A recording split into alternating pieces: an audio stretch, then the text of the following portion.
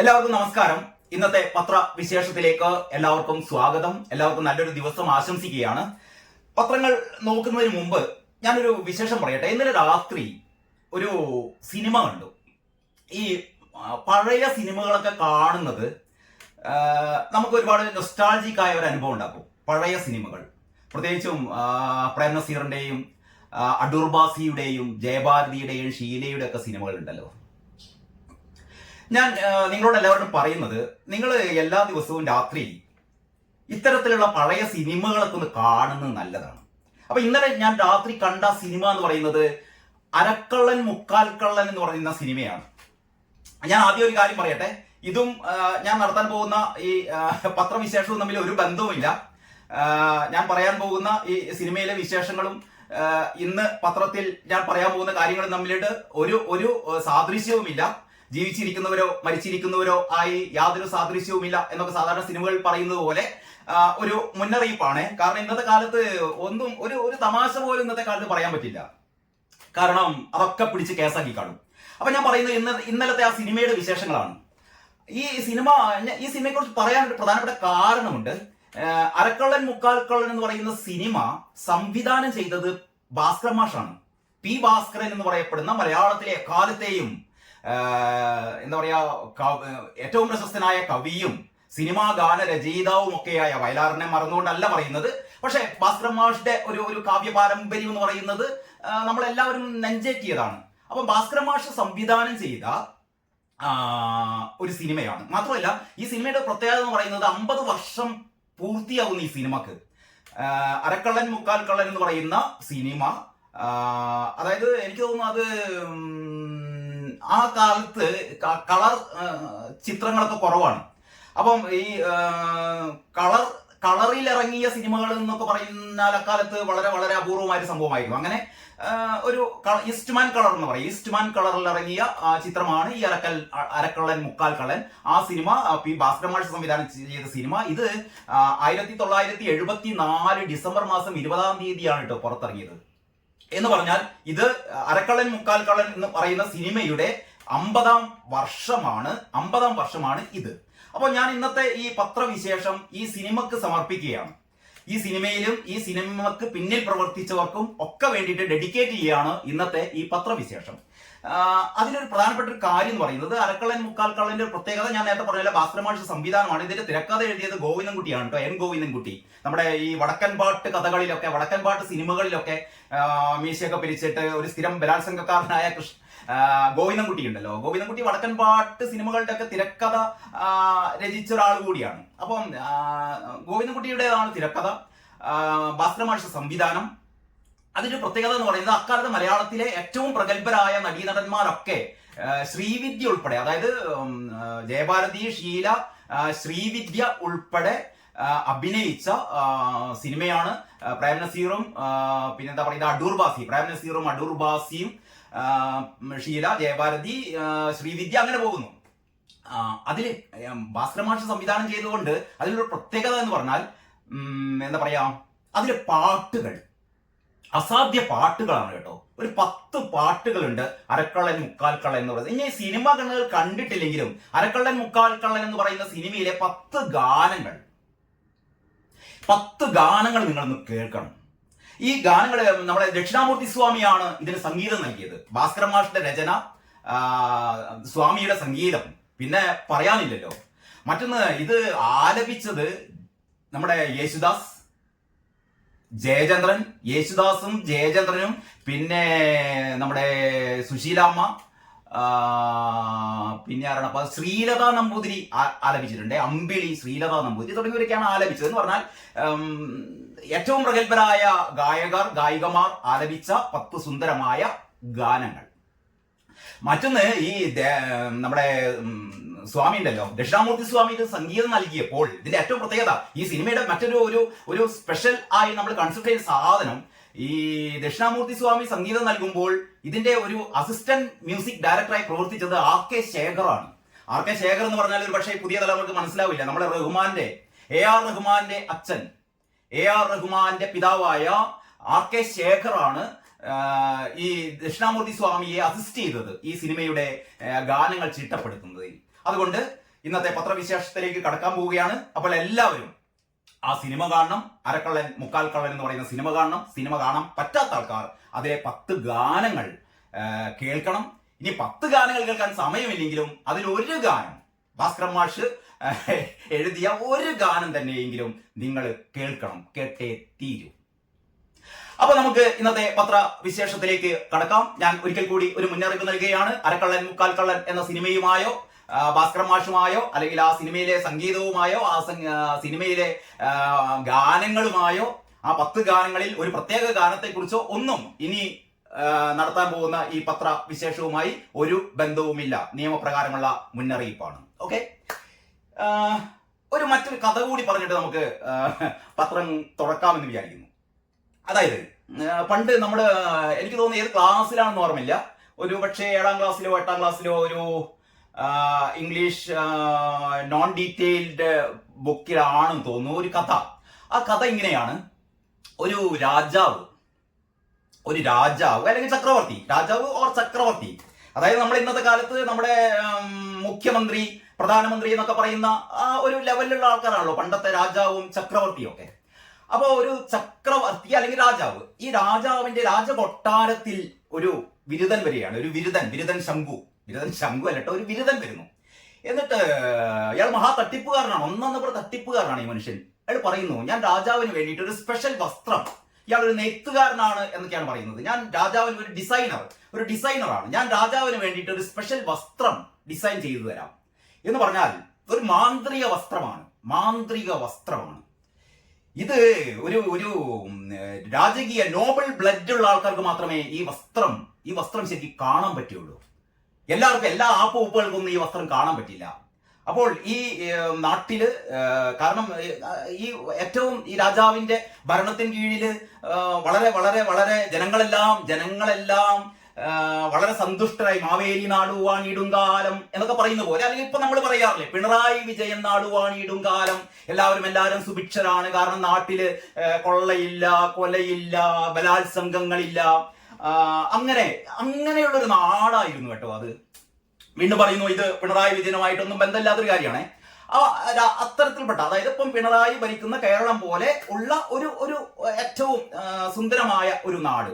ആ രാജാവിന്റെ അടുത്താണ് ഈ പറയുന്ന സിംഗിടി വരുന്നത്, ഈ പറയുന്ന ഡിസൈനർ വരുന്നത്. അപ്പൊ രാജാവിന് ഞാനൊരു മാന്ത്രിക വസ്ത്രം തുന്നിത്തരാന്ന് പറയുന്നു. അങ്ങനെ രാജാവിന് ഇദ്ദേഹം ഒരു മാന്ത്രിക വസ്ത്രം തുന്നി കൊടുക്കുന്നു.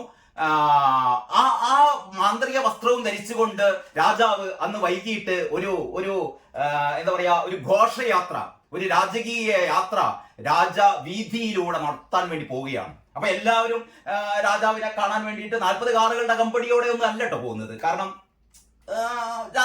രാജാവ് ഇന്നത്തെ പോലത്തെ അത്ര വലിയ സെറ്റപ്പ് ഒന്നും ഇല്ല, എങ്കിലും രാജാവിന്റെ ഒരു യാത്ര നടത്താൻ പോവുകയാണ്. അപ്പൊ എല്ലാവരും കുഞ്ഞുകുട്ടി മക്കളൊക്കെ ആയിട്ട് എല്ലാവരും കാത്തിരിക്കുകയാണ് രാജാവിനെ കാണാൻ വേണ്ടിയിട്ട്. രാജാവിനെ അങ്ങനെ പെട്ടെന്നൊന്നും കാണാൻ പറ്റില്ല, കാരണം എപ്പോഴെങ്കിലുമൊക്കെ രാജാവിനെ കാണാൻ പറ്റുള്ളൂ.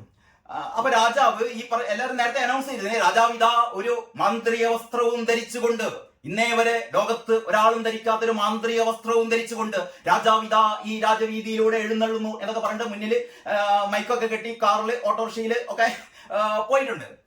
അങ്ങനെ അല്ല, പണ്ടായതുകൊണ്ട് കാറും ഓട്ടോറിക്ഷയൊന്നുമില്ല, കുതിരവണ്ടിയിൽ രാജ്യദൂതന്മാർ നാട് നീളെ ആൾക്കാരെ വിളിച്ചു വരുത്തി വരിയായി ആൾക്കാർ നിൽക്കുകയാണ് കാണാൻ വേണ്ടിയിട്ട്. അപ്പോഴാണ് ഈ നമ്മുടെ ഡിസൈനർ സെറ്റ് ചെയ്ത ഈ വസ്ത്രം, അത്ഭുത വസ്ത്രം രാജാവിന് കൊടുക്കുന്നത്. അത്ഭുത വസ്ത്രം രാജാവിന് കൊടുത്തപ്പോൾ മന്ത്രിയും പരിവാരങ്ങളൊക്കെ നോക്കിയപ്പോൾ വസ്ത്രമൊന്നും കാണുന്നില്ല. ഇയാൾ ഇങ്ങനെ കൈകൊണ്ടൊക്കെ ഇങ്ങനെ പിടിച്ചിട്ട് രാജാവെ ഏറ്റവും മനോഹരമായ വസ്ത്രം ധരിക്കും എന്ന് പറഞ്ഞു. പക്ഷെ ആർക്കും മിണ്ടിക്കൂടല്ലോ, കാരണം ഈ വസ്ത്രം എന്ന് പറയുന്നത് നോബൽ രാജകീയ ബ്ലഡുള്ള അല്ലെങ്കിൽ അത്രയും മഹാന്മാരായ ആൾക്കാർക്ക് മാത്രമേ ഇത് കാണാൻ പറ്റുള്ളൂ എന്ന് പറഞ്ഞത്. അപ്പം തങ്ങൾക്ക് ആ ഒരു കഴിവില്ലാത്തത് കൊണ്ട് മാത്രമല്ല, രാജാവിനെ ചോദ്യം ചെയ്യാനും പാടില്ലല്ലോ.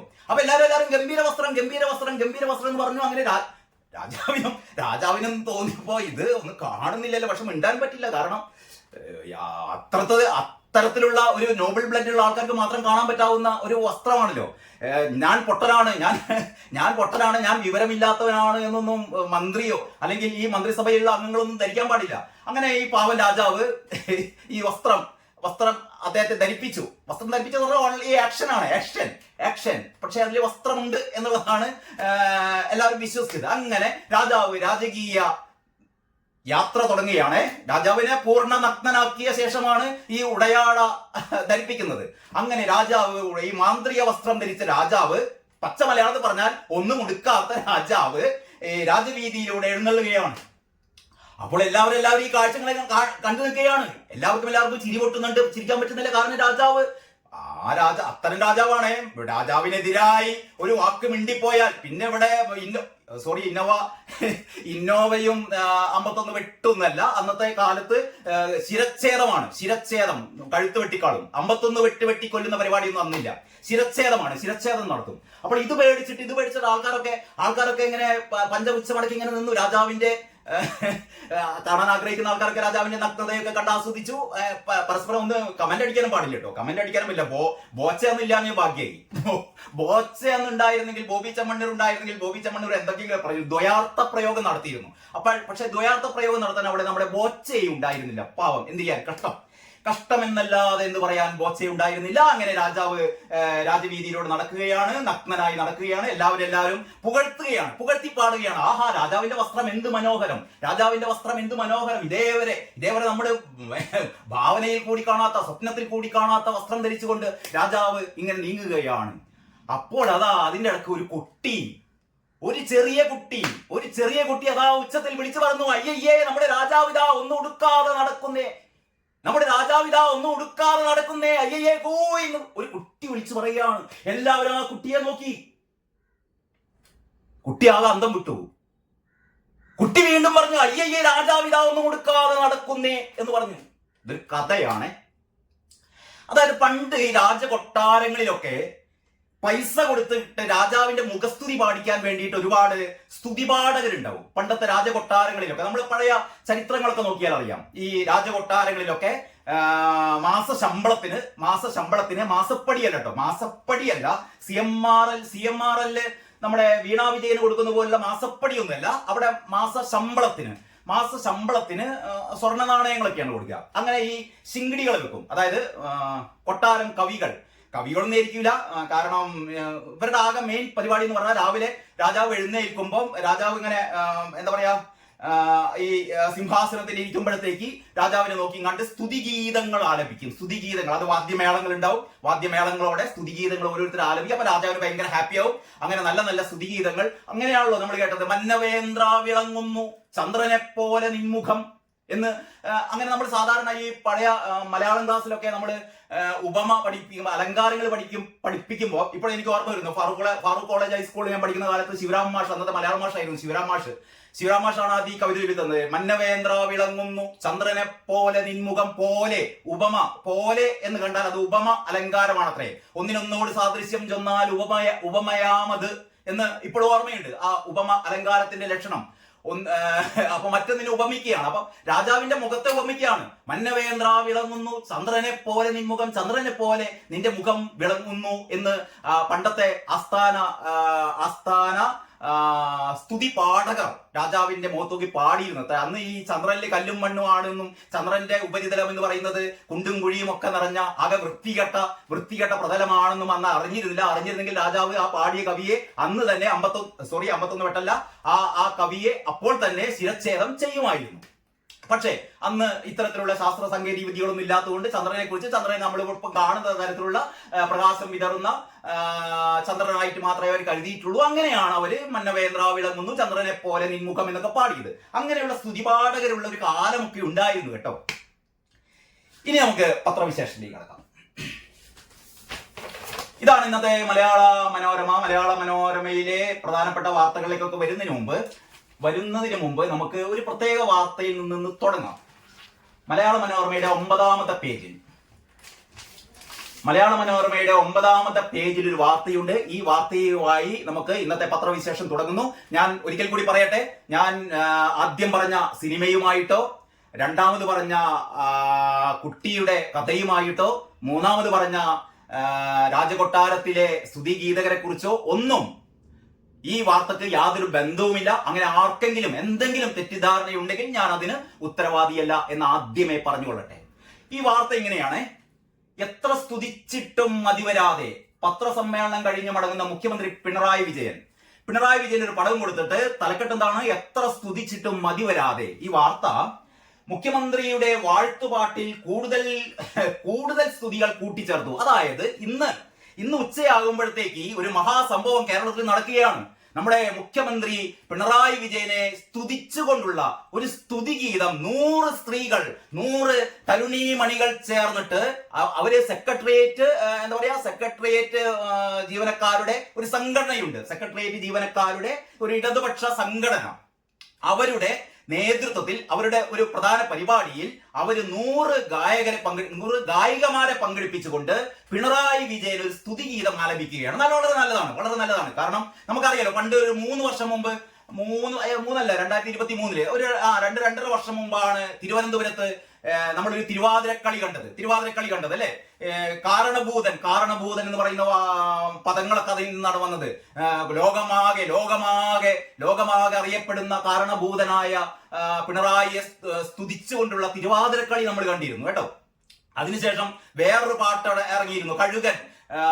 പിണറായി കഴുകനാണ്, പിണറായി സൂര്യനാണ്, പിണറായി പിന്നെന്തൊക്കെയാണ് മറന്നുപോയി, അങ്ങനെയുള്ള. പക്ഷെ ആ പാട്ടിന് അധികം ഒരു പ്രശസ്തി കിട്ടിയില്ല. കാരണം അതിന്റെ ലിറിക്സ് അത്ര ശരിയായിരുന്നില്ല. കാരണം കഴുകൻ എന്നൊക്കെ പറഞ്ഞപ്പോ കഴുകന് വേറെ ചില അർത്ഥങ്ങൾ ഉണ്ടല്ലോ. ഇയാളെന്താ മനസ്സിൽ കരുതിയെന്ന് കരുതില്ല. പോട്ടെ. ഏതായാലും നമ്മുടെ ഈ സെക്രട്ടേറിയറ്റിലെ ജീവനക്കാര് മുഖ്യമന്ത്രിയെ സ്തുതിച്ചുകൊണ്ടുള്ള ഒരു പാട്ട് എഴുതുന്നു. മുഖ്യമന്ത്രി വളരെ ഹാപ്പിയായി. അപ്പൊ പത്രക്കാരൊക്കെ മുഖ്യമന്ത്രിയോട് ചോദിച്ചു, സാധാരണ നമ്മളാരും ഇതുവരെ പിണറായി വിജയനല്ല, കേരളത്തിൽ CPM-ന്റെ ഏറ്റവും സമുന്നതനായ നേതാവ് പിണറായി വിജയനല്ല. കാരണം ഒരു കേരളത്തിലെ CPM-ന്റെ ഒരു ചരിത്രം, കേരളത്തിൽ കമ്മ്യൂണിസ്റ്റ് പാർട്ടിയുടെ ഒരു ചരിത്രം എടുക്കുമ്പോൾ ആരും നമ്പർ 1 പിണറായി വിജയൻ എന്ന് പറയില്ല. എനിക്ക് തോന്നുന്നില്ല. പിണറായി വിജയന്റെ കടുത്ത ആരാധകർ പോലും കേരളത്തിൽ ഇന്നോളം ഉണ്ടായ കമ്മ്യൂണിസ്റ്റ് നേതാക്കളിൽ ഏറ്റവും പരമോന്നത പദവി പിണറായി വിജയനാണെന്ന് പിണറായി ഭക്തന്മാർ പോലും പറയുന്നത് തോന്നുന്നില്ല. നമ്മൾ സാധാരണ കേരളത്തിലെ ഒരു കമ്മ്യൂണിസ്റ്റ് പ്രസ്ഥാനത്തെ പറ്റി ഒക്കെ പറയുമ്പോൾ AKG, EMS എന്നൊക്കെ പറയാം. AKGയും EMSനൊക്കെ ശേഷമേ, AKGക്കും EMSനും ഒക്കെ ശേഷമേ പിണറായി വിജയന്റെ പേര് എന്തായാലും വരികയുള്ളൂ. ഒരു പക്ഷെ നിങ്ങൾക്ക് അതിനുശേഷം വരുന്ന EK നായനാരെയോ അല്ലെങ്കിൽ ഗൗരിയമ്മയെയോ അല്ലെങ്കിൽ VS അച്യുതാനന്ദനെയോ ഒക്കെ ശേഷവും അല്ല, അതിന്റെയൊക്കെ മേലെ വേണമെങ്കിൽ നിങ്ങൾക്ക് പ്രതിഷ്ഠിക്കാം. പക്ഷെ നിങ്ങൾക്ക് ആർക്കും AKGയുടെ മേലെ പിണറായിയെ പ്രതിഷ്ഠിക്കാൻ പറ്റില്ല. അങ്ങനെ പ്രതിഷ്ഠിക്കുന്ന ആൾക്കാർക്ക് ഉണ്ടാവാം, അവർ പോട്ടെ, അവർ നമ്മൾ കണക്കിലാക്കുന്നില്ല. പക്ഷേ നമ്മൾ ഇന്നേവരെ EMSനെ സ്തുതിച്ചുകൊണ്ടുള്ള ഒരു പാട്ട് നമ്മൾ കേട്ടിട്ടില്ല, AKGയെ സ്തുതിച്ചുകൊണ്ടുള്ള ഒരു പാട്ട് നമ്മൾ കേട്ടിട്ടില്ല. പക്ഷേ പിണറായി വിജയനെ സ്തുതിച്ചുകൊണ്ടുള്ള ഒരു തിരുവാതിരക്കളി നമ്മൾ കണ്ടു. നമുക്കാകെ സീതി ഹാജി പണ്ട് പറഞ്ഞ മാതിരി ഇത് വന്നു. എന്ത് വന്നു അറിയോ? കോൾമയർ വന്നു എന്നാണ് സീതി ഹാജി പറഞ്ഞത്. പക്ഷെ സീതി ഹാജി അതിന്റെ മുഴുവൻ പേരും പറഞ്ഞില്ല കേട്ടോ. എടാ, എനിക്ക് ഇതെല്ലാം കണ്ടിട്ട് മറ്റേ ഇത് വരുന്നു എന്നാണ് പറഞ്ഞത്. ആ പദം ബോച്ചയുടെ ഒരു പ്രത്യേക കേസിന്റെ പശ്ചാത്തലത്തിൽ കോടതി പറഞ്ഞിട്ടുണ്ട് ഇത്തരം പദപ്രയോഗങ്ങൾ നടത്തരുത് എന്നുള്ളത് കൊണ്ട് ആ പദപ്രയോഗങ്ങളിലേക്ക് കടത്തുന്നില്ല. സീതി ഹാജി ഇന്ന് ജീവിച്ചിരുന്നെങ്കിൽ ചിലപ്പോൾ ബോച്ചയുടെ പിന്നാലെ സീതി ഹാജി മാത്താകുമായിരുന്നു. അതുപോട്ടെ. അപ്പൊ ഏതായാലും അത്തരത്തിലുള്ള കോൾമയർ നമ്മൾ കൊണ്ടു എല്ലാവരും. ഏത് നമ്മുടെ ഈ തിരുവാതിര കളി കേട്ടപ്പോൾ, കാരണഭൂതൻ തിരുവാതിര. അത് കഴിഞ്ഞിട്ടാണ് അതിനേക്കാൾ വലിയ രോമാഞ്ച കഞ്ചുകമണിഞ്ഞു മറ്റേ കഴുകൻ പാട്ട് കേട്ടപ്പോൾ. ഈ പുതിയ പാട്ടാണ്, നമ്മുടെ സെക്രട്ടേറിയറ്റ് ജീവനക്കാരുടെ പാട്ടാണ് ഇപ്പൊ ഉച്ചയ്ക്ക് വേണ്ടി പാടാൻ പോകുന്നത്. 100 സ്ത്രീകൾ അണിനിരക്കുന്ന പാട്ട്. അപ്പൊ അതിനെക്കുറിച്ചാണ് പറയുന്നത്. സ്തുതി പോരെന്ന് കണ്ട് മുഖ്യമന്ത്രി പിണറായി വിജയനെ വാഴ്ത്തുന്ന പാട്ട് പരിഷ്കരിച്ചു. അതായത് കഴിഞ്ഞ 2-3 ദിവസമായി പത്രങ്ങളിലൊക്കെ വരുന്നു കേട്ടോ. കഴിഞ്ഞ 2-3 ദിവസങ്ങളായി പത്രങ്ങളിലൊക്കെ ഇതിനെ സംബന്ധിച്ച് വരുന്നത്. ഞാൻ ഇന്നലത്തെ മനോരമയിൽ, ഇത് ഇന്നലത്തെ മനോരമ പത്രത്തിന്റെ 9ാമത്തെ പേജാണ്. ഇന്നലത്തെ മനോരമ പത്രത്തിന്റെ 9ാമത്തെ പേജ്. ആ പേജിലുണ്ട് കാരണഭൂതൻ തിരുവാതിരയ്ക്ക് ശേഷം ഇനി ഫീനിക്സ് പക്ഷി സംഘഗാനം. അതായത് ഇന്നലെ തന്നെ മനോരമ ഈ വാർത്ത കൊടുത്തിരുന്നു. മനോരമ മാത്രമല്ല, മറ്റു പല പത്രങ്ങളും കൊടുത്തിരുന്നു. അത് ഏതൊക്കെയാണെന്ന് ഞാൻ ഏതായാലും ഒന്ന് നമുക്ക് കാണാം. ഈ പത്രം നോക്കൂ. അപ്പൊ ഇന്നലെ മനോരമ കൊടുത്തത് ഇങ്ങനെയായിരുന്നു: മുഖ്യമന്ത്രി സ്തുതി, 100 വനിതകൾ നാളെ ഗാനം ആലപിക്കും. അതായത് ഇന്ന് മുഖ്യമന്ത്രി പിണറായി വിജയനെ ഫീനിക്സ് പക്ഷിയായിട്ട്, കഴുകനായിട്ടല്ല കേട്ടോ. കാരണം കഴുകനായിട്ട് അല്ല, ഫീനിക്സ് പക്ഷി. ഫീനിക്സ് അറിയാലോ, അതായത് ചാരത്തിൽ നിന്ന് ഉയരുന്ന പക്ഷിയാണ് ഫീനിക്സ് പക്ഷി. അതായത് നമ്മൾ എന്ത് കത്തിച്ചു കഴിഞ്ഞാലും ആ ചാരത്തിൽ നിന്ന് ഉയരുന്ന കൈ രണ്ടും ഉയർത്തിക്കൊണ്ട് എന്റെ കൈകൾ പരിശുദ്ധമാണെന്ന് നിയമസഭയിലൊക്കെ പറഞ്ഞു കേട്ടിട്ടില്ലേ? അത്തരത്തിലുള്ള പരിശുദ്ധമായ കൈകളോടെ, പരിശുദ്ധമായ ചിറകുകളോടെ പറന്നുയരുന്ന പക്ഷിയാണ് ഫീനിക്സ് പക്ഷി. അങ്ങനെ പിണറായി വിജയനെ ഫീനിക്സ് പക്ഷിയായിട്ടാണ് ഈ ഗാനത്തിൽ അവതരിപ്പിച്ചത്. അതാ പറയുന്നത്, മുഖ്യമന്ത്രി പിണറായി വിജയനെ ഫീനിക്സ് പക്ഷിയായും പിന്നെന്താണ്, പടയുടെ നടുവിൽ പടനായകനായും നല്ല പ്രാസമുണ്ട്, പടയുടെ നടുവിൽ പടനായകനായും വിശേഷിപ്പിച്ച് വീണ്ടും വാഴ്ത്തുപാട്ട്. നാളെ CPM അനുകൂല കേരള സെക്രട്ടേറിയറ്റ് എംപ്ലോയീസ് അസോസിയേഷൻ സുവർണ ജൂബിലി മന്ദിരത്തിന്റെ ഉദ്ഘാടനത്തിൽ മുഖ്യമന്ത്രിയെ വേദിയിലിരുത്തി 100 വനിതാ ജീവനക്കാർ ഈ ഗാനം ആലപിക്കും. 100 വനിതാ ജീവനക്കാർ ഈ ഗാനം ആലപിക്കും. മുഖ്യമന്ത്രിയെ ഇങ്ങനെ വേദിയിലിരുത്തിയിട്ട് എന്റെ മനസ്സിലേക്ക് വരുന്നത് ഇന്നലെ രാത്രി കണ്ട സിനിമയിലെ ഒരു ദൃശ്യമാണ് കേട്ടോ. പോട്ടെ, അതും ഇതായിട്ട് ബന്ധമില്ല എന്ന് പറഞ്ഞ സ്ഥിതിക്ക് ഞാൻ അതിലേക്ക് കടക്കുന്നില്ല. പോട്ടെ, അപ്പൊ നാളെ CPM അനുകൂല സംഘടനാ സെക്രട്ടേറിയറ്റ് എംപ്ലോയീസ് അസോസിയേഷൻ സുവർണ ജൂബിലി മന്ദിരത്തിന്റെ ഉദ്ഘാടനത്തിൽ മുഖ്യമന്ത്രിയെ വേദിയിലിരുത്തി 100 വനിതാ ജീവനക്കാർ ഗാനം ആലപിക്കും. 3 വർഷം മുമ്പ് CPM തിരുവനന്തപുരം ജില്ലാ സമ്മേളനത്തിന്റെ ഭാഗമായി പാറശാലയിൽ പിണറായി സ്തുതിയുമായി മെഗാ തിരുവാതിര അവതരിപ്പിച്ചത് വിവാദമായിരുന്നു. കുറച്ച് കണ്ണുകടിയുള്ള ആൾക്കാരൊക്കെ അത് ശരിയായില്ല എന്ന് പറഞ്ഞു. അതൊന്നും പാടില്ല, നമുക്ക് ഇതൊക്കെ സ്ഥിരം വേണം. എനിക്ക് തോന്നുന്നു യുവജനോത്സവത്തിൽ ഇങ്ങനത്തെ ഒരു പരിപാടി നല്ലതാണ്. ശിവൻകുട്ടി അടുത്ത പ്രാവശ്യം ഇപ്രാവശ്യത്തെ സംസ്ഥാന സ്കൂൾ യുവജനോത്സവത്തിൽ ഈ ഗോത്ര കലകളൊക്കെ അവതരിപ്പിച്ചിരുന്നു. അപ്പൊ ഇനി അടുത്ത വർഷം യുവജനോത്സവത്തിൽ മുഖ്യമന്ത്രി പിണറായി വിജയനെ സ്തുതിച്ചുകൊണ്ടുള്ള തിരുവാതിരക്കളി മത്സരം, പിണറായി വിജയനെ സ്തുതിച്ചുകൊണ്ടുള്ള സംഘഗാന മത്സരം, പിണറായി വിജയനെ സ്തുതിച്ചുകൊണ്ടുള്ള തുള്ളൽ മത്സരം, പിണറായി വിജയനെ സ്തുതിച്ചുകൊണ്ടുള്ള ഭരതനാട്യ മത്സരം, പിണറായി വിജയനെ സ്തുതിച്ചുകൊണ്ടുള്ള ഏകാംഗ നാടക മത്സരം, അങ്ങനെയുള്ള മത്സരങ്ങൾ കൂടി ശിവൻകുട്ടി അടുത്ത സംസ്ഥാന സ്കൂൾ യുവജനോത്സവത്തിൽ ഏർപ്പെടുത്തണമെന്ന വിനീതമായ ഒരു അഭ്യർത്ഥനയുണ്ട്. ശിവൻകുട്ടി ഇത് കേട്ടപാട് അതിനുള്ള ശ്രമം തുടരുമെന്ന് എനിക്കറിയാം. ഏതായാലും ശിവൻകുട്ടി ഇങ്ങനെ ഒരു കാര്യം നടത്തുന്നത് നല്ലതാണ്. നമുക്ക് വാർത്തയിലേക്ക് തിരിച്ചു വരാം. 3 വർഷം മുമ്പ് CPM തിരുവനന്തപുരം ജില്ലാ സമ്മേളനത്തിന്റെ ഭാഗമായി പാറശാലയിൽ പിണറായി സ്തുതിയുമായി മെഗാ തിരുവാതിര അവതരിപ്പിച്ചത് വിവാദമായിരുന്നു. ശരി, സമരധീര സാരഥി പിണറായി വിജയൻ, ഈ പുതിയ പാട്ടാണ്. സമരധീര സാരഥി പിണറായി വിജയൻ, പടയുടെ നടുവിൽ പടനായകൻ എന്ന വരികളോടെയാണ് പാട്ട് തുടങ്ങുന്നത്. അപ്പം ഇന്ന് ഉച്ചക്ക് ഈ 100 സ്ത്രീകൾ പിണറായി വിജയനെ വേദിയിലിരുത്തി പാടാൻ പോകുന്ന പാട്ട് ഇങ്ങനെയാണ്: സമരധീര സാരഥി പിണറായി വിജയൻ, പടയുടെ നടുവിൽ പടനായകൻ എന്ന വരികളിലൂടെയാണ് പാട്ട് തുടങ്ങുന്നത്. ഫീനിക്സ് പക്ഷിയായി മാറുവാൻ ശക്തമായ ത്യാഗപൂർണ്ണ ജീവിതം മരിച്ചയാളാണ് പിണറായി എന്ന് പാട്ടിൽ പറയുന്നു. ഫീനിക്സ് പക്ഷിയായി മാറാൻ ത്യാഗപൂർണമായ ജീവിതം നയിച്ച മഹാനാണ് പിണറായി വിജയൻ എന്നും പറയുന്നു. ഇനി പാടവും പറമ്പും കേരമൊക്കെയും പടക്കളം, അതായത് പാടവും പറമ്പും കേരമൊക്കെയും പടക്കളം, ജന്മിവാഴ്ചയെ തകർത്ത് തൊഴിലിടങ്ങളാക്കിയോൻ, പണിയെടുത്ത് ഭക്ഷണത്തിനായി പൊരുതുമച്ഛനെ തഴുകിയ കരങ്ങളിൽ ഭരണചക്രം ഇതാ, പണ്ട് അച്ഛനെ തഴുകിയ കൈകളിൽ ഇതാ ഭരണചക്രം തിരിക്കുന്നു. കൊറോണ നിപ്പയൊക്കവേ തകർത്തെറിഞ്ഞ നാടിതേ, കാലവർഷക്കെടുതിയും ഉരുൾപൊട്ടലൊക്കവേ ദുരിതപൂർണ ജീവിതം, ഇരുളിലായ കാലവും കൈവിളക്കുമായി ജ്വലിച്ചു കാവലായി നിന്നയാൾ. അങ്ങനെ നിപ്പയും ഒക്കെ വന്ന കാലത്ത് എന്താ പറയാ, ജ്വാലയായി കൈവിളക്കുമായി ജ്വലിച്ച് കാവലായി നിന്നയാൾ. ജീവനുള്ള നാൾ വരെ സുരക്ഷിതത്വമേകിടാൻ പദ്ധതികളൊക്കെയും ജനതയ്ക്ക് നൽകിയവൻ പിണറായി വിജയൻ എന്നിങ്ങനെ പോകുന്ന വരികൾ മാസങ്ങളായി 2 ചേരിയിൽ നിൽക്കുന്ന അസോസിയേഷനിൽ മുഖ്യമന്ത്രിയുടെ ആശീർവാദമുള്ള പ്രസിഡന്റ് P. ഹണിയുടെ നേതൃത്വത്തിലാണ് സുവർണ ജൂബിലി മന്ദിരത്തിന്റെ ഉദ്ഘാടനം സംഘടിപ്പിച്ചിരിക്കുന്നത്. കഴിഞ്ഞ സമ്മേളന കാലത്ത് 500ഓളം വനിതകൾ പാറശാലയിൽ അവതരിപ്പിച്ച മെഗാ തിരുവാതിരക്കളിയിൽ ഇന്നീ പാർട്ടി ലോകമെങ്ങും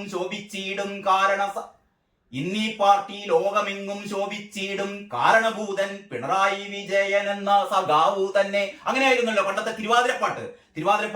ഇന്നീ പാർട്ടി ലോകമെങ്ങും ശോഭിച്ചിടും കാരണഭൂതൻ പിണറായി വിജയൻ എന്ന സഖാവു തന്നെ എന്നായിരുന്നു പണ്ടത്തെ തിരുവാതിരക്കളിപ്പാട്ട്. നമുക്ക് തീർന്നില്ല, ഒരു വരി കൂടിയുണ്ട്. എതിരാളികൾ കൂട്ടത്തോടെ പീഡിപ്പിച്ച സമയത്തെല്ലാം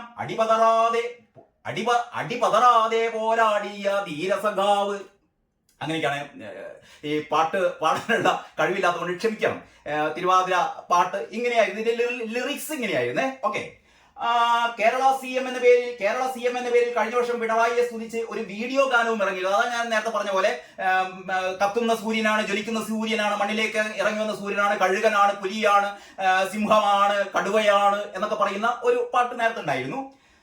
അപ്പൊ അങ്ങനെ ഇന്നലെ തന്നെ ഈ ഒരു വാർത്ത പുറത്തു വന്നിരുന്നേ. അപ്പൊ എല്ലാവരും കരുതിയത് എന്താന്ന് വെച്ചാല്, ഇന്ന് ഈ വാർത്ത വന്നപ്പം പിണറായി വിജയൻ സ്വാഭാവികമായും പറയും, നമ്മള് CPM-കാര് സാധാരണ ഇത്തരത്തിലുള്ള സ്തുതിഗീതങ്ങളൊന്നും എന്താ പറയാ, CPM നേതാക്കന്മാര് സാധാരണ പ്രോത്സാഹിപ്പിക്കാറില്ല. നമുക്കറിയാലോ, നമ്മുടെ PJ എന്ന് പറയുന്ന എന്താ പറയാ രക്തതാരകം നമ്മളെ കണ്ണൂരിലെ പി ജയരാജനെ ഇതേപോലെ പി ജയരാജന്റെ വാഴ്ത്തുപാട്ടുകളൊക്കെ ഇറക്കിയപ്പോൾ പിണറായി കണ്ണൂരിട്ട് നിർത്തിയതാണ്. അപ്പൊ പിണറായി പറയുന്നത് വെച്ചാൽ എന്നെ കുറിച്ച് മാത്രം പാടിയാൽ മതി, ഞാനല്ലാതെ ഇവിടെ ഒരു പി ജയരാജനും വേണ്ട, ഒരു MP ജയരാജനും വേണ്ട, പിന്നെ മറ്റേ ഗോവിന്ദൻ സഖാവും വേണ്ട, ഒരു സഖാവും വേണ്ട, പിണറായിയെ പറ്റി മാത്രം സ്തുതിച്ചാൽ മതി, ബാക്കി ആരെ കുറിച്ചും സ്തുതിക്കരുത്. കാരണം പിണറായിക്ക് ഒരുപാട് എക്സെപ്ഷൻസ് ഉണ്ടല്ലോ. നമ്മൾ ഈ പ്രായത്തിന്റെ കാര്യത്തിലൊക്കെ നമ്മൾ പറഞ്ഞു 75 വയസ്സിൽ കൂടിയാൽ പിന്നെ മത്സരിക്കാന്ന് പാടില്ല. പക്ഷെ പിണറായിക്ക് അങ്ങനെയല്ല, പിണറായി ചിരഞ്ജീവിയാണ്. കാരണം പിണറായി എല്ലാറ്റിനും അതീതനാണ്. അതിന്റെ ഒരു വാഴ്ത്തുപാട്ടാണ്. അപ്പൊ നമ്മൾ കരുതിയത് എന്താന്ന് വെച്ചാൽ, അപ്പൊ പിണറായി പറയും ചിലപ്പം ആദ്യത്തെ തിരുവാതിര എല്ലമ്പാട വിവാദമായി, അൽക്കുത്തും കഞ്ഞിയായി, പിന്നെ ആ കഴുകനെല്ലമ്പാട അത് ആകെ ചാറായി ചളിയായി, ഇനിയിപ്പോ എന്തിനാന്ന് വേണ്ട എന്ന് പറയും നമ്മൾ വിചാരിച്ചു. പക്ഷേ പിണറായി ഇത് ആസ്വദിച്ചു. പിണറായി ഇന്നലെ പത്രക്കാർ ചോദിച്ചപ്പോൾ പറഞ്ഞത്, എനിക്കെതിരെ ഒരുപാട് ആരോപണങ്ങളൊക്കെ വരുമ്പോ നിങ്ങൾക്കൊക്കെ വലിയ സന്തോഷമാണല്ലോ, നമ്മളിന്ന് സ്തുതിച്ചു കഴിഞ്ഞാൽ ഞങ്ങൾക്ക് എന്താ കണ്ണുക്കടി എന്നാണ് ചോദിച്ചത്. നമ്മള് എല്ലാ കാലത്തും നമ്മളെ ചീത്ത പറയുമ്പോ നിങ്ങൾക്കൊക്കെ ഒരു ഹരം. ഇപ്പൊ നമ്മളെ കുറച്ച് ആൾക്കാർ സ്തുതിക്കുമ്പോ നിങ്ങൾക്ക് എന്താ പറ്റാത്തത്, സ്തുതിക്കട്ടെ എന്നാണ് പിണറായി പറഞ്ഞത്. ഇത് കേട്ടതോടെ നമ്മുടെ ലിറിക് എഴുതിയ ആള്, ഇതിന്റെ വരികൾ എഴുതിയ ആള് കുറച്ചുകൂടി ഡോസ് കൂട്ടിയത്രേ. അതാണ് ഇന്ന് മലയാള മനോരമ പറയുന്നത്. സ്തുതി പോരെന്ന് കണ്ട് മുഖ്യമന്ത്രി പിണറായി വിജയനെ വാഴ്ത്തുന്ന പാട്ട് പരിഷ്കരിച്ചു. പിണറായി വിജയനെ വാഴ്ത്തുന്ന പാട്ട് ഇവര് ഒന്നും കൂടി ഒന്ന് പരിഷ്കരിച്ചു.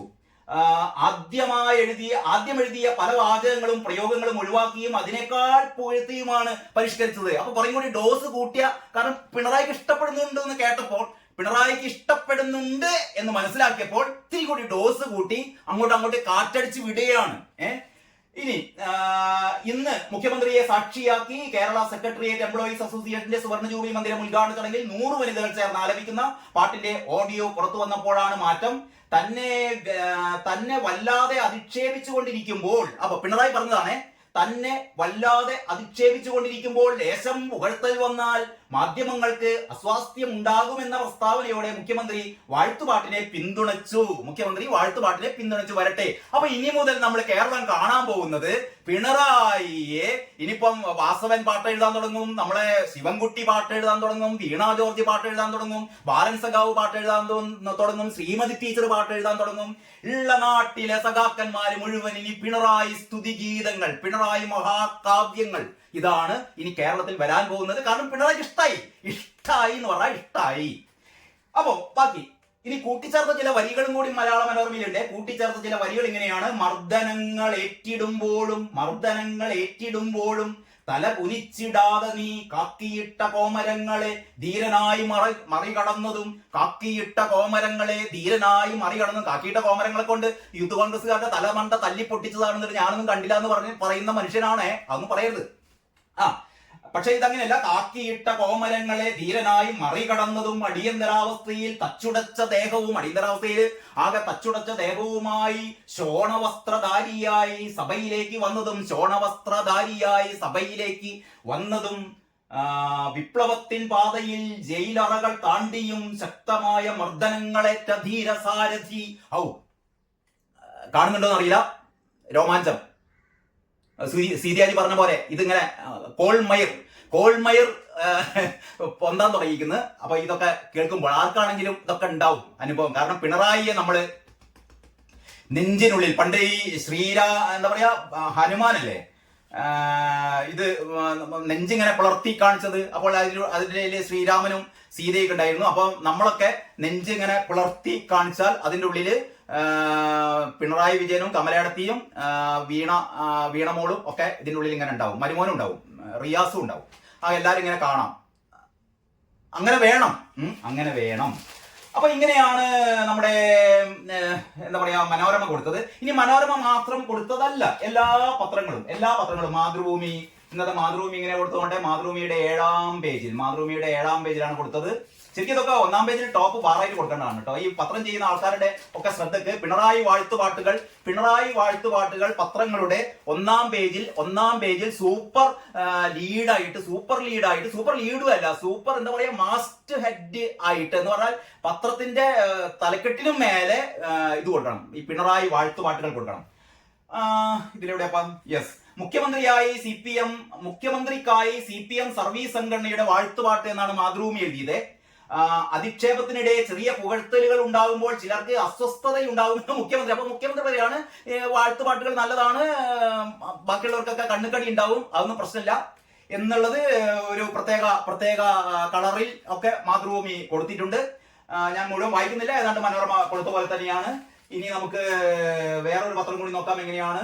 ഇനി മനോരമയും മാതൃഭൂമിയും മാത്രമല്ല, നമ്മുടെ കേരള കൗമുദിയുടെ ഏത് പേജിലാണ്? അപ്പൊ കേരള കൗമുദിയുടെയും ഉള്ളിലെ പേജില് യെസ്, കേരള കൗമുദിയുടെ 7ാമത്തെ പേജില് മുഖ്യമന്ത്രിയെ പുകഴ്ത്തിയതാ.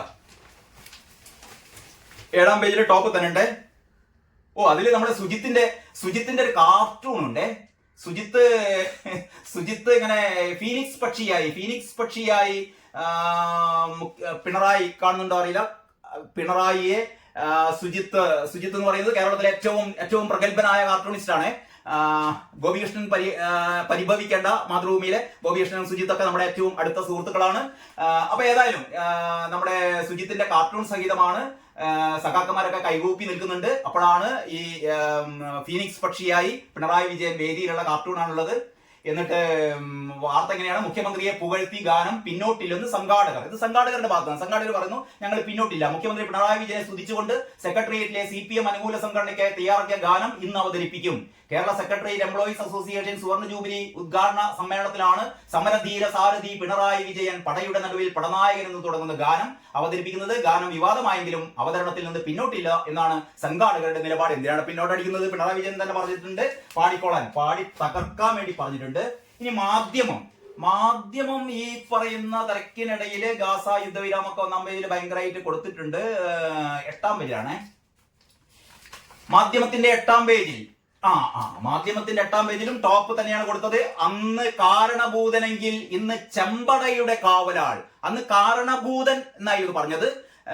ഇനി പറയുന്നത് നമ്മുടെ പിണറായി വിജയൻ സാധാരണ ഇരട്ടച്ചങ്കൻ എന്ന് പറയുന്ന സഖാക്കൾ തന്നെയാണ്. ഇരട്ടച്ചങ്കൻ പിണറായിനെയാണ് പറഞ്ഞത്, ഞാൻ ഇരട്ടച്ചങ്കുള്ളവനാണ്, മറ്റേ വടിവാളിനിടയിലൂടെയും മറ്റേ ഇതിന്റെയൊക്കെ ഇടയിലൂടെ നടന്നു വന്നവനാണ് ഞാൻ എന്നൊക്കെ പറയുന്നുണ്ടല്ലോ. അതുപോലെ കാരണഭൂതൻ പിണറായിയെ നമുക്ക് വിളിക്കാം. കാരണം കാരണഭൂതൻ എന്ന് പറയുന്ന തിരുവാതിരപ്പാട്ട് ആസ്വദിച്ച ആളാണ് പിണറായി. അതേപോലെ തന്നെ ഇനി നമുക്ക് ചെമ്പടയുടെ കാവലാളാണ് പിണറായി വിജയൻ. അതാണ് തലക്കെട്ട്. മുഖ്യമന്ത്രി പിണറായി വിജയന് വീണ്ടും വാഴ്ത്തുപാട്ട്. മുമ്പ് മെഗാ തിരുവാതിര ആയിരുന്നെങ്കിൽ ഇക്കുറി സംഘഗാനമാണ്. സെക്രട്ടേറിയറ്റിലെ ഭരണപക്ഷാനുകൂല സംഘടനയായ സെക്രട്ടേറിയറ്റ് എംപ്ലോയീസ് അസോസിയേഷൻ സുവർണ ജൂബിലി മന്ദിരത്തിന്റെ ചടങ്ങിനായാണ് ഗാനമൊരുക്കിയത്. മുഖ്യമന്ത്രിയെ ചെമ്പടയുടെ കാവലാളായും പടയുടെ നടുവിൽ പടനായകനായും ഫീനിക്സ് പക്ഷിയായും ഒക്കെയാണ് വിശേഷിപ്പിച്ചിരിക്കുന്നത്. ധനവകുപ്പിലെ ഉദ്യോഗസ്ഥൻ കാവലാൾ എന്ന തലക്കെട്ടിൽ ഒരുക്കിയ വരികൾക്ക് സംഗീതം നൽകിയത് നിയമവകുപ്പ് ജീവനക്കാരൊക്കെ സർക്കാർ ജീവനക്കാർ തന്നെയാണ് കേട്ടോ. അത് ഇതിന്റെ ഈ ഗാനങ്ങൾക്ക് സംഗീതം നൽകിയതൊക്കെ. അവൻ വ്യാഴാഴ്ച നടക്കുന്ന ഉദ്ഘാടന ചടങ്ങിൽ മുഖ്യമന്ത്രിയെ വേദിയിലിരുത്തി 100 വനിതാ ജീവനക്കാർ ചേർന്നാണ് ഗാനം ആലപിക്കുക. അസോസിയേഷനിൽ മുഖ്യമന്ത്രിയുടെ പിന്തുണയുള്ള പ്രസിഡന്റ് ഹണിയുടെ നേതൃത്വത്തിലാണ് സുവർണ ജൂബിലി മന്ദിരത്തിന്റെ ഉദ്ഘാടനം നടത്തുന്നത്. 3 വർഷം മുമ്പ് CPM ജില്ലാ സമ്മേളനത്തിന്റെ ഭാഗമായി തിരുവനന്തപുരത്ത് പാറശാലയിൽ പിണറായി സ്തുതിയുമായി മെഗാ തിരുവാതിര അവതരിപ്പിച്ചത് വിവാദമായിരുന്നു. നേരത്തെ മനോരമയ്ക്ക് കൊടുത്ത പോലെ തന്നെ ഇതിലെ പുതിയ വരികളുണ്ട്. ചെമ്പടക്ക് കാവലാൾ, ചെങ്കനൽ കണക്കൊരാൾ. നേരത്തെ പറയാത്ത വേറെ ലിറിക്സ് ആണ് ഈ പുതിയ ഗാനത്തിലുള്ളത്. അതിങ്ങനെയാണ്: ചെമ്പടക്ക് കാവലാൾ, ചെങ്കനൽ കണക്കൊരാൾ, ചെങ്കൊടി കരത്തിലേന്തി കേരളം നയിക്കയായി, തൊഴിലിനായി പൊരുതിയും ജയിലറകൾ നേടിയും ശക്തമായ മർദ്ദനങ്ങളേറ്റ സമരധീര സാരഥി പിണറായി വിജയൻ. പടയുടെ മുമ്പിൽ പടനായകൻ മത തീവ്രവാദികളെ തച്ചുടച്ചു നീങ്ങവേ പിന്തിരിഞ്ഞു നോക്കാതെ. പണ്ട് മദനിയൊക്കെ സ്റ്റേജിലിരുത്തിങ്ങാണ്ട് മദനിയുടെ കാലൊക്കെ തടവി കൊടുത്ത പിണറായി വിജയനെ കുറിച്ചാണ് പറയുന്നത് കേട്ടോ. എന്താണ്? മത തീവ്രവാദികളെ തച്ചുടച്ചു നീങ്ങവേ പിന്തിരിഞ്ഞു നോക്കാതെ മുന്നിലേക്ക് പോകുകയും ഇരുളടഞ്ഞ പാതയിൽ ജ്വലിച്ച സൂര്യനായി, ഇതിലും സൂര്യനുണ്ട്, ഇരുളടഞ്ഞ പാതയിൽ ജ്വലിച്ച സൂര്യനായിടും ചെങ്കൊടി പ്രഭയിലൂടെ ലോകർക്ക് മാതൃകയായി എന്നിങ്ങനെ പോകുന്ന വരികൾ പോരാ, കുറേയും കൂടി നന്നാക്കായിരുന്നു എന്നാണ് എനിക്ക് തോന്നുന്നത്. ഇനി അതിന്റെ അടിയിൽ തന്നെ ഉണ്ട്: സ്തുതിഗീതത്തെ തള്ളാതെ മുഖ്യമന്ത്രി, കുറ്റം ചാർത്താൻ ശ്രമിക്കുന്നവർക്ക് പുകഴ്ത്തൽ അസ്വസ്ഥതയുണ്ടാകും. അപ്പൊ മുഖ്യമന്ത്രി പറയാണ്, കുറ്റം പറയാൻ മാത്രമുള്ളവർക്ക് ഈ സ്തുതിഗീതങ്ങൾ പാടുമ്പോഴൊക്കെ നിങ്ങൾ ചൊറിയും, നിങ്ങൾ ചൊറിഞ്ഞോണ്ടിരുന്നോ, ഞങ്ങൾ ഇവിടെ സ്തുതി പാഠകർ അവരുടെ പാട്ടൊക്കെ കേട്ടിട്ട് ഞങ്ങളൊന്ന് അർമാദിക്കട്ടെ എന്ന് പിണറായി വിജയൻ പറയാണ്. അതിന്റെ അടുത്ത് നമ്മുടെ ഏതിലാണുള്ളത്, നമ്മുടെ വി ഡി സതീശൻ പറഞ്ഞിരുന്നു, ഇമാതിരി പാട്ടെങ്ങാനും എന്നെ കുറിച്ച് പാടിയെങ്കിൽ ഞാൻ അവിടുന്ന് ഓടി രക്ഷപ്പെടുമായിരുന്നു എന്ന് വി ഡി സതീശൻ പറയുന്നുണ്ട് കേട്ടോ. വി ഡി സതീശൻ പറയുന്നുണ്ട്. വി ഡി സതീശൻ അല്ല, ആരായാലും പറയും ഇമാതിരി പാട്ടൊക്കെ പാടിയാൽ ഞാൻ അറിയാതെ എങ്ങാനും പാടിപ്പോയാൽ ആ വേദിയിൽ നിന്ന് ഞാൻ പ്രാണരക്ഷാർത്ഥം ഓടി രക്ഷപ്പെടുന്ന വി ഡി സതീശൻ പറഞ്ഞിട്ടുണ്ട്. ഇനി നമ്മുടെ ദേശാഭിമാനി ഉണ്ട്. ദേശാഭിമാനി പ്രതിസന്ധിയിലാണ്. ഈ കാര്യം പത്രത്തിൽ കൊടുത്താലും കൊടുത്തില്ലെങ്കിലും പാറയാകുമെന്ന് വിചാരിച്ചിട്ട് ദേശാഭിമാനി ഇതിനെക്കുറിച്ച് അധികം ഒന്നും പറയുന്നില്ല. ഇത്രേ പറയുന്നുള്ളേ. ദേശാഭിമാനി ആ പാട്ടിനെ കുറിച്ച് പറയുന്നത് ഇങ്ങനെയാണ്: വ്യക്തിപൂജക്ക് നിന്ന് കൊടുക്കുന്നവരല്ല. അതാണ് തലക്കെട്ടിട്ടോ. അതായത് പിണറായി വിജയൻ പറയാണ്, CPM-കാർ വ്യക്തിപൂജക്ക് നിന്ന് കൊടുക്കുന്നവരല്ല. പി ജയരാജനെതിരെ പാടാൻ പാടില്ല, പി ജയരാജനെതിരെ മുദ്രാവാക്യം മുഴക്കാൻ പാടില്ല, കണ്ണേ കരളെ VS എന്ന് വിളിക്കാൻ പാടില്ല, VS-നെ കണ്ണും കരളും ഒന്നും ആക്കാൻ പാടില്ല. പക്ഷെ എന്നെ കഴുകനാക്കാം, എന്നെ സൂര്യനാക്കാം, എന്നെ തീപ്പന്തമാക്കാം, എന്നെ ഫീനിക്സ് പക്ഷിയാക്കാം, എന്നെ കാരണഭൂതനാക്കാം. ഇതാണ് ദേശാഭിമാനി പറയാണ് വ്യക്തിപൂജക്ക് നിന്ന് കൊടുക്കുന്നവരല്ല ആര്, കമ്മ്യൂണിസ്റ്റുകാർ. പക്ഷെ ഞാൻ അങ്ങനെയല്ലല്ലോ, ഞാൻ പിണറായിയല്ലേ, ഞാൻ എല്ലാറ്റിനും അതീതനല്ലേ. തങ്ങളാരും വ്യക്തിപൂജക്ക് നിന്ന് കൊടുക്കുന്നവരല്ലെന്ന് മുഖ്യമന്ത്രി പറഞ്ഞു. അങ്ങനെയാണ് ദേശാഭിമാനി പറയുന്നത്. തങ്ങളാരും വ്യക്തിപൂജക്ക് നിന്ന് കൊടുക്കുന്നവരല്ലെന്ന് മുഖ്യമന്ത്രി പറഞ്ഞു. വ്യക്തിപൂജയുടെ ഭാഗമായി ഏതെങ്കിലും കാര്യം ആർക്കും നേടാനുമാകില്ല. തന്നെ വല്ലാതെ അധിക്ഷേപിക്കുമ്പോൾ ലേശം പുകഴ്ത്തൽ വന്നാൽ മാധ്യമങ്ങൾക്ക് അസ്വാസ്ഥ്യം ഉണ്ടാകുമെന്നും മുഖ്യമന്ത്രി പറഞ്ഞു. എല്ലാവരും എന്നെങ്ങനെ എന്താ പറയാ, എനിക്കെതിരെ പരാതി പറയുമ്പോൾ അതിന്റെ ഇടയിൽ ഒരു പുകഴ്ത്തലൊക്കെ വന്നാൽ നിങ്ങൾക്കൊക്കെ അസ്വസ്ഥമാകുമെന്ന് ദേശാഭിമാനിയും ഇതിനെ ഏറ്റുപിടിക്കുന്നു. അപ്പൊ എല്ലാവർക്കും നല്ല വയറ് നിറഞ്ഞു എന്ന് വിചാരിക്കുന്നു. അപ്പൊ നമ്മളൊക്കെ കാത്തിരിക്കാം. ഇന്നത്തെ ദിവസം ജനുവരി 16 എന്ന് പറയുന്ന 2025 ജനുവരി 16 എന്ന് പറയുന്ന ദിവസം കേരള ചരിത്രത്തിന്റെ ഏടുകളിൽ സുവർണ ലിപികളാൽ ആലേഖനം ചെയ്യപ്പെടും. കാരണം ഈ ദിവസത്തിലാണ് മുഖ്യമന്ത്രി പിണറായി വിജയന്റെ എല്ലാവിധ ആശീർവാദത്തോടെയും പിണറായി വിജയന് വാഴ്ത്തുപാട്ടുകൾ പാടിയത്. അപ്പോൾ പിണറായി വിജയന്റെ എല്ലാവിധ എന്താ പറയാ ദീർഘായുസിന് വേണ്ടി പ്രാർത്ഥിക്കുന്നു. പിണറായി വിജയന്റെ ഇത്തരത്തിലുള്ള ജനോപകാരപ്രദമായ പ്രവർത്തനങ്ങൾ തുടരട്ടെ. ദീർഘകാലം ചിരഞ്ജീവിയായി കേരളം നിലനിൽക്കുന്ന കാലത്തോളം പിണറായി വിജയൻ തന്നെ കേരളത്തിന്റെ ഭരണം കൈയാളട്ടെ. ഇതിനുവേണ്ടി സ്തുതിഗീതം ആലപിക്കാൻ തയ്യാറെടുക്കുന്ന 100 സെക്രട്ടേറിയറ്റ് ജീവനക്കാരായ വനിതകൾക്ക് എല്ലാവിധ ആശംസകളും അർപ്പിക്കുകയാണ്. കേരളത്തിലെ മുഴുവൻ ജനങ്ങളും ആ പ്രത്യേകം എനിക്ക് തോന്നുന്നു ഉച്ചക്കത്ത് ഒരു 12:30 മണിക്കോ 1 മണിക്കെട്ടാണ് തോന്നുന്നു ഈ ഗാനം ആലപിക്കുന്നത്. ആ സമയത്ത് നമ്മളെല്ലാവരും എഴുന്നേറ്റ് നിന്ന് ഈ ഗാനം നമ്മളാലാവും വിധം നമ്മളും ആലപിക്കുകയും പിണറായി വിജയന് സ്തുതിഗീതം നടത്തുകയൊക്കെ ചെയ്യണമെന്ന് അഭ്യർത്ഥിക്കുന്നു. ഇതൊക്കെ പറഞ്ഞു കഴിഞ്ഞപ്പോൾ എന്നെ മനസ്സിലേക്ക് വരുന്നത് O.V. വിജയന്റെ ധർമ്മപുരാണം എന്ന് പറയുന്ന നോവലാണ്. O.V. വിജയന്റെ ധർമ്മപുരാണം എന്ന് പറയുന്ന ആ നോവലിനെ മനസ്സിൽ വെച്ച് ഞാൻ ഇന്നത്തെ ഈ പത്രവിശേഷത്തിന്റെ ആദ്യ സെഗ്മെന്റ് തുടങ്ങിയത് നമ്മുടെ അരക്കള്ളൻ മുക്കാക്കള്ളൻ എന്ന് പറയുന്ന പ്രശസ്തമായ സിനിമയിൽ തുടങ്ങിയതാണ്. സിനിമയും ഇതുമായിട്ട് ബന്ധമില്ലാന്ന് ഒരിക്കൽ കൂടി പറയുകയാണ്. ഏറ്റവും അവസാനം എന്റെ മനസ്സിലേക്ക് വരുന്നത് O.V. വിജയന്റെ ധർമ്മപുരാണമാണ്. ആ ധർമ്മപുരാണത്തിലെ